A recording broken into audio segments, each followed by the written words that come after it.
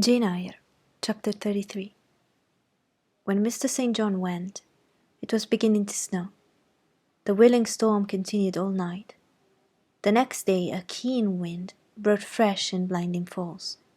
By twilight the valley was drifted up and almost impassable. I had closed my shutter, had a mat to the door to prevent the snow from blowing in under it, trimmed my fire, and after sitting nearly an hour on the earth listening to the muffled fury of the tempest, I lit a candle, took down Marmion, and beginning. They sat on Norham's castle steep, and Tweed's fair river broad and deep, and Cheviot's mountain lone, the massive towers the donjon keep, the flanking walls that round them sweep, in yellow lustre shone. I soon forgot storm in music. I heard a noise, the wind, I thought, shook the door. No, it was St. John Rivers, who lifting the latch came in out of the frozen hurricane, the howling darkness, and stood before me, the cloak that covered his tall figure all white as a glacier. I was almost in consternation, so little had I expected any guest from the blocked-up vale that night. "Any ill news?" I demanded. "Has anything happened?" "No.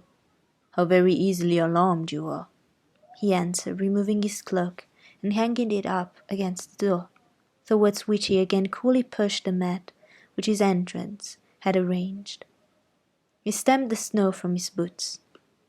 "I shall sully the purity of your floor," said he, "but you must excuse me for once." Then he approached the fire.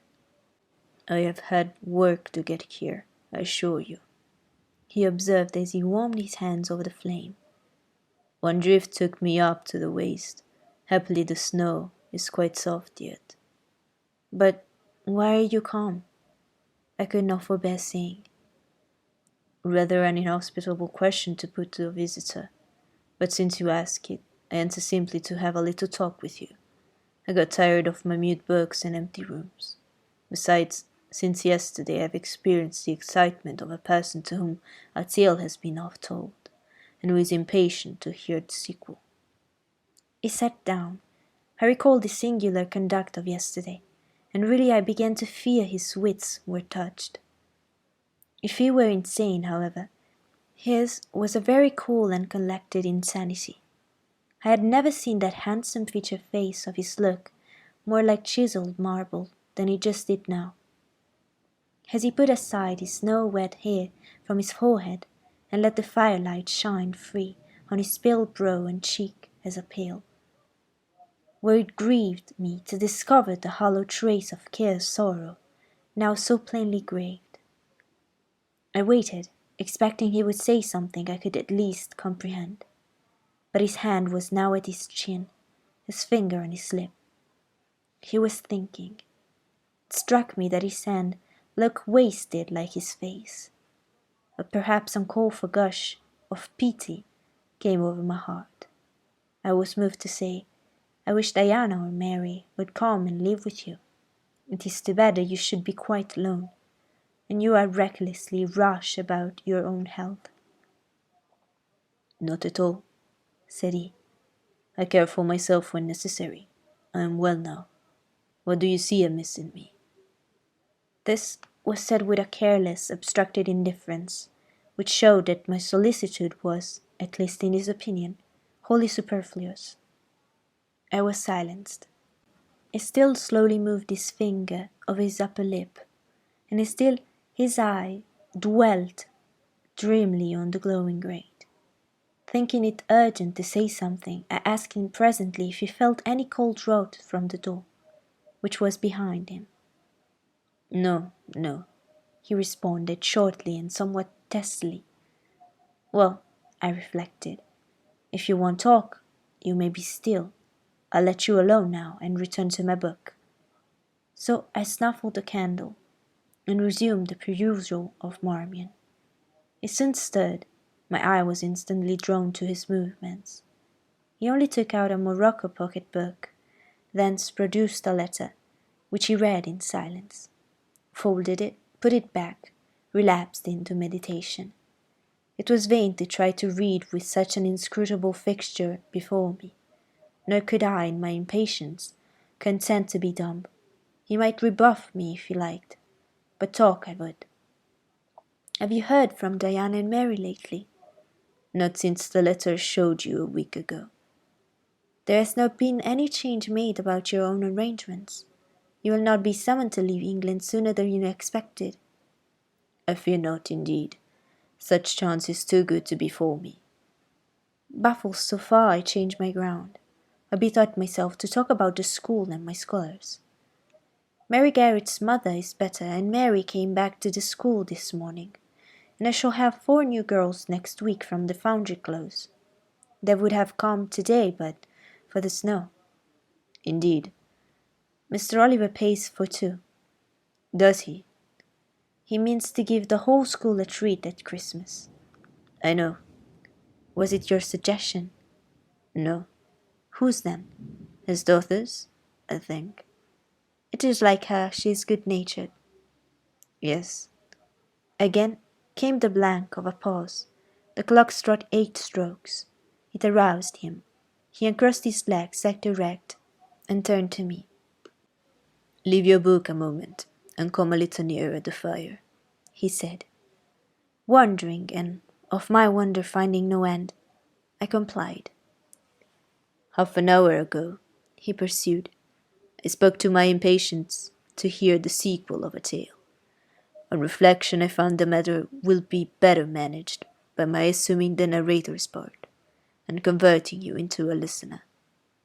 Before commencing, it is but fair to warn you that the story will sound somewhat hackneyed in your ears, but still details often regain a degree of freshness when they pass through new lips. For the rest, whether trite or novel, it is short. 20 years ago, a poor curate, never mind his name at this moment, fell in love with a rich man's daughter. She fell in love with him and married him, against the advice of all her friends, who consequently disowned her immediately after the wedding. Before 2 years passed, the rash pair were both dead, and laid quietly side by side under one slab. They left a daughter, which at its very birth Charity received in her lap, cold as that of the snowdrift I almost stuck fast in the night. Charity carried the friendless thing to the house of its rich maternal relations. It was reared by an aunt-in-law called Mrs. Reed of Gateshead. You start, did you hear a noise? I dare say it is only a rat scrambling along the rafters of the adjoining schoolroom. It was a barn before I had it repaired and altered, and barns are generally haunted by rats. To proceed, Mrs. Reed kept the orphan 10 years. Whether it was happy or not with her I cannot say, never having been told. But at the end of that time she transferred it to a place, you know, being no other than Lowood School, where you so long reside yourself. It seems her career there was very honourable. From a pupil she became a teacher, like yourself. Really, it strikes me that there are parallel points in her history and yours. She left you to be a governess. There again, your fates were analogous. She undertook the education of the word of a certain Mr. Rochester. Mr. Rivers, I interrupted. I can guess your feelings, he said, but restrain them from a while. Have nearly finished. Hear me to the end. Of Mr. Rochester's character I know nothing, but the one fact that he professed to offer honourable marriage to this young girl, and that at the very altar she discovered he had a wife yet alive, though a lunatic. What his subsequent conduct and proposal were is a matter of pure conjecture, but when an event transpired which rendered inquiry after the governess necessary, it was discovered she was gone. No one could tell when, where, and how. She had left Thornfield Hall in the night. Every research after her cause had been vain. The country had been scoured far and wide. No vestige of information could be gathered respecting her. Yet, that she should be found is become a matter of serious urgency. Advertisements have been put in all the papers. I myself have received a letter from one Mr. Briggs, a solicitor, communicating the details I have just imparted. Is it not an odd tale? Just tell me this, said I, and since you know so much, you surely can tell it to me. What of Mr. Rochester? How and where is he? What is he doing? Is he well? I am ignorant of all concerning Mr. Rochester. The letter never mentions him but to narrate the fraudulent and illegal attempt I had averted to.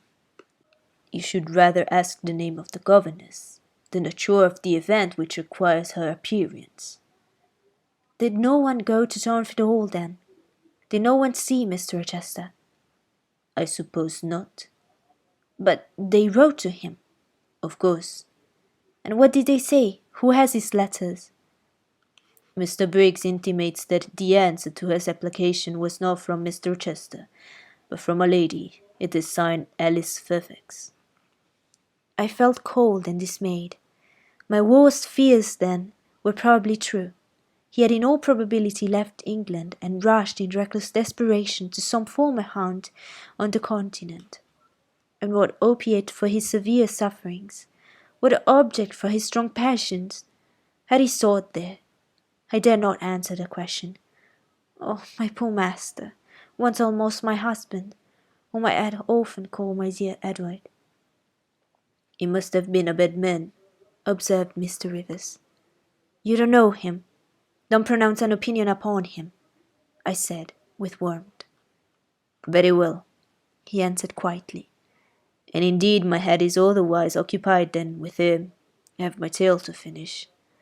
Since you won't ask the governess' name, I must tell it of my own accord. Stay, I have it here. It is always more satisfactory to see important points written down, fairly committed to black and white. And the pocket-book was again deliberately produced, opened, sought through. From one of its compartments was extracted a shabby slip of paper, hastily torn off. I recognized in its texture and its stains of ultramarine and lake and vermilion the ravished margin of the portrait cover. I got up, held it close to my eyes, and I read, traced in Indian ink, in my own handwriting, the words Jane Eyre, the work doubtless of some moment of abstraction. Briggs wrote to me of a Jane Eyre, he said. The advertisements demanded a Jane Eyre. I knew a Jane Elliot. I confess I had my suspicions, but it was only yesterday afternoon they were at once resolved into certainty. You own the name and renounce the alias? Yes, but where is Mr. Briggs? He perhaps knows more of Mr. Rochester than you do. Briggs is in London. I should doubt his knowing anything at all about Mr. Rochester. It is not in Mr. Rochester he is interested. Meantime, you forget essential points in pursuing trifles. You do not inquire why Mr. Briggs sought after you, what he wanted with you. Well, what did he want? Merely to tell you that your uncle, Mr. Eyre of Madeira, is dead, that he has left you all his property, and that you are now rich. Merely that, nothing more. I? Rich? Yes, you rich. Quite an heiress. Silence succeeded.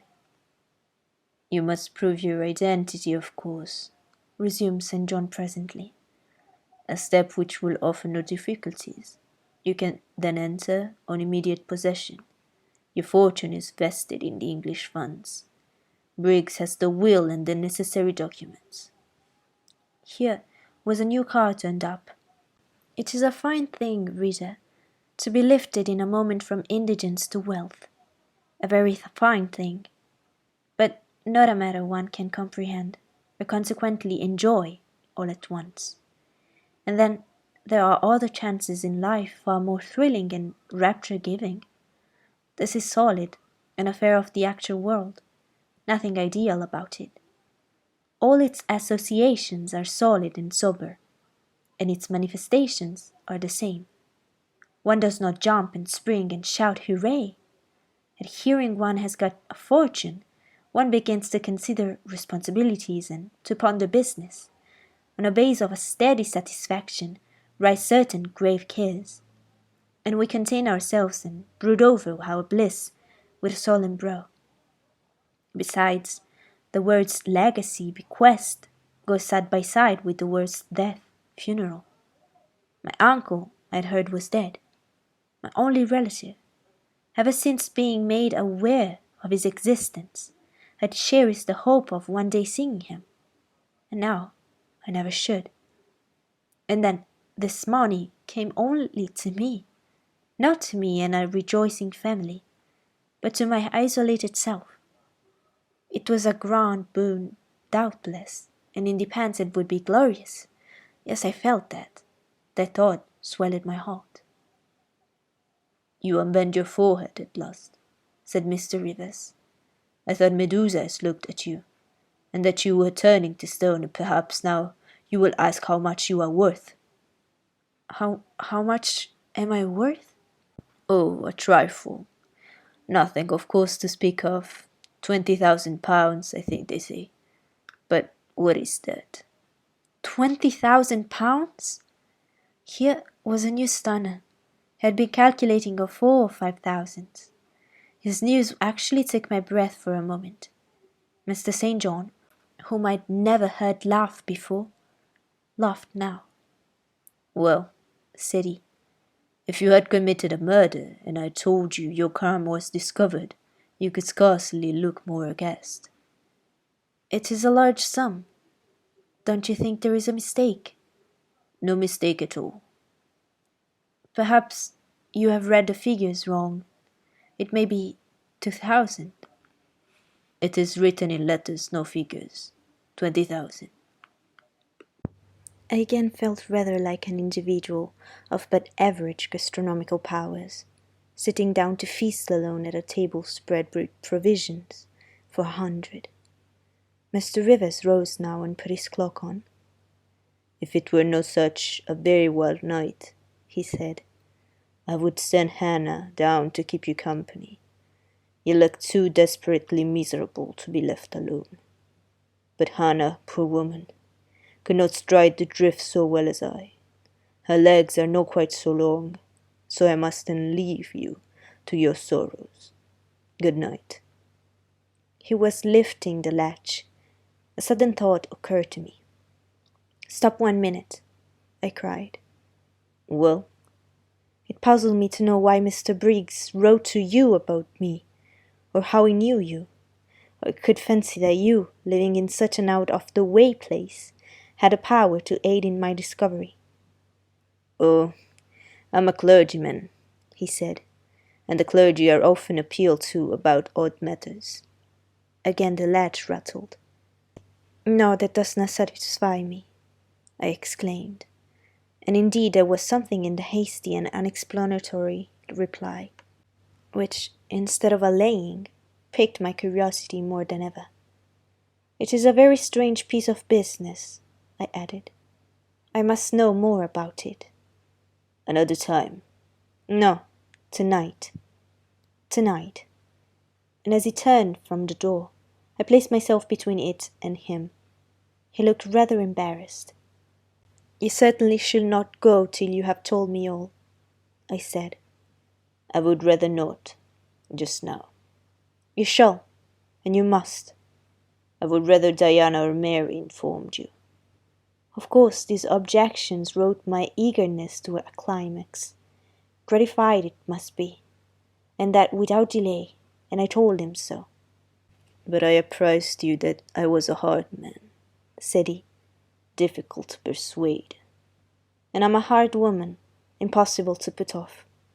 And then, he pursued, I am cold, no fervour infects me. Whereas I am hot, and fire dissolves ice. The blaze there has stored all the snow from your clock. By the same token, it has streamed on to my floor, and made it like a trampled street. As you hope ever to be forgiven, Mr. Rivers, the high crime and misdemeanour of spoiling a Sandon kitchen, tell me, what I wish to know. Well then, he said, I yield, if not to your earnestness, to your perseverance. A stone is worn by continual dropping. Besides, you must know some day, as well now as later. Your name is Jane Eyre? Of course, that was all settled before. You are not perhaps aware that I am your namesake, that I was christened St. John Eyre Rivers. No, indeed. I remember now seeing the letter E comprised in your initials written in books you have at different times lent me, but I never asked for what name it stood. But what then, surely? I stopped. I could not trust myself to entertain, much less to express, the thought that rushed upon me, that embodied itself, that in a second stood out a strong, solid probability. Circumstances knit themselves, fit themselves, shot into order. The chain that had been lying hitherto a formless lump of links was drawn out straight. Every ring was perfect, the connection complete. I knew by instinct how the matter stood before St. John had said another word. But I cannot expect the reader to have the same intuitive perception, so I must repeat his explanation. My mother's name was Eyre. She had 2 brothers, one a clergyman who married Miss Jane Reed of Gateshead, the other, John Eyre, merchant, late of Funchal, Madeira. Mr. Briggs, being Mr. Eyre's solicitor, wrote to us last August to inform us of our uncle's death, and to say that he had left his property to his brother, the clergyman's orphan daughter, overlooking us in consequence of a quarrel never forgiven between him and my father. He wrote again a few weeks since to intimate that the heiress was lost, and asking if we knew anything of her. A name casually written on a slip of paper has enabled me to find her out. You know the rest. Again he was going, but I set my back against the door. Do let me speak, I said. Let me have one moment to draw breath and reflect. I paused. He stood before me, hat in hand, looking composed enough. I resumed. Your mother was my father's sister. Yes. My aunt, consequently. He bowed. My Uncle John was your Uncle John. You, Diana, and Mary are his sister's children, as I am his brother's child. Undeniably. You 3 then are my cousins. Half our blood on each side flows from the same source. We are cousins, yes. I surveyed him. It seemed I'd found a brother, one I could be proud of, one I could love, and 2 sisters whose qualities were such that, when I knew them but as mere strangers, they had inspired me with genuine affections and admiration. The 2 girls on whom, kneeling down on the wet ground and looking through the low lattice window of Moor House kitchen, I had gazed with so bitter a mixture of interest and despair, were my near kinswoman. And the young and stately gentleman who had found me almost dying at his threshold was my blood relation. Glorious discovery to a lonely wretch.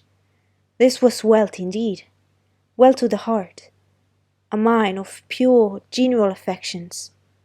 This was a blessing, bright, vivid, and exhilarating. Not like the ponderous gift of gold, rich and welcome enough in its way, but sovereign from its weight. I now clapped my hands in sudden joy. My pulse bounded, my veins thrilled. Oh, I am glad, I'm so glad, I exclaimed. St. John smiled. Did I not say you neglected essential points to pursue trifles? He asked. You were serious when I told you you had got a fortune, and now, for a matter of no moment, you are excited. What can you mean? It may be of no moment to you. You have sisters, and don't care for a cousin. But I had nobody.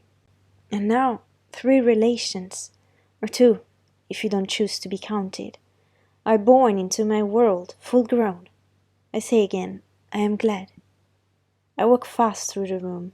I stopped, half suffocated with the thoughts that rose faster than I could receive, comprehend, and settle them. Thoughts of what might, could, and would, and should be, and that here long. I looked at the blank wall. It seemed the sky, thick with ascending stars. Every one lit me to a purpose or delight.